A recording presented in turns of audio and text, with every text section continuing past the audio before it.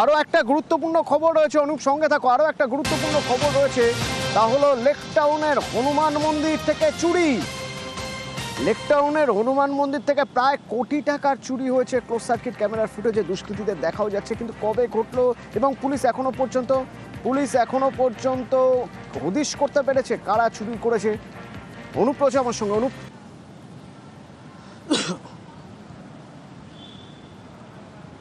দেখো, গতকাল রাত ঠিক 2টো নাগাদ একেবারে লেকটাউন যে হনুমান মন্দির, সেই হনুমান মন্দিরে একেবারে 4 জনের একটি দুষ্কৃতী দল তারা সেখানে প্রবেশ করে এবং তারপরে লক্ষ্য করে সিসিটিভি যে ক্যামেরা ফুটেজ সেখানে লক্ষ্য করে তারা কিন্তু হনুমান মন্দিরের ভিতরে সোনার গহনা, রূপোর গহনা থেকে শুরু করে মুকুট প্রত্যেকটি কিন্তু একেবারে সেখানে চুরি করছে। এই ছবি একেবারে স্পষ্ট যখন হয়, পরবর্তী ক্ষেত্রে একেবারে লেকটাউন থানায় অভিযোগ দেওয়া হয়।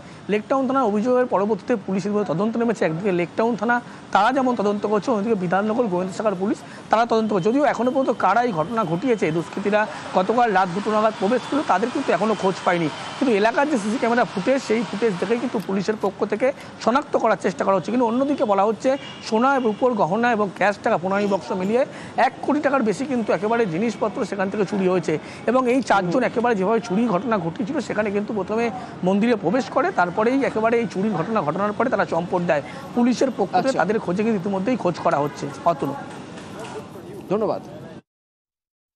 আমাদের মন্দিরে মোটামুটি 2:45 সময় 4 জন চোর ঢুকেছে, আর বাবা সব স্বর্ণর উপর জুয়েলারি, মুকুট, বাসন টাসন সব নিয়ে চলে গেছে।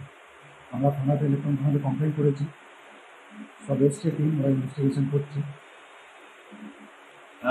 মোটামুটি কত টাকার আনুমানিক হতে পারে জিনিসপত্র? সেটা এখনও লিস্ট তৈরি করা হয়নি, অনেক জিনিসই ছিল। কি মনে হচ্ছে ধরা পড়বে? হ্যাঁ, বড়বাবু তো আশ্বাসন দিয়েছেন যে আমরা যাই হোক না কেন ধরবো।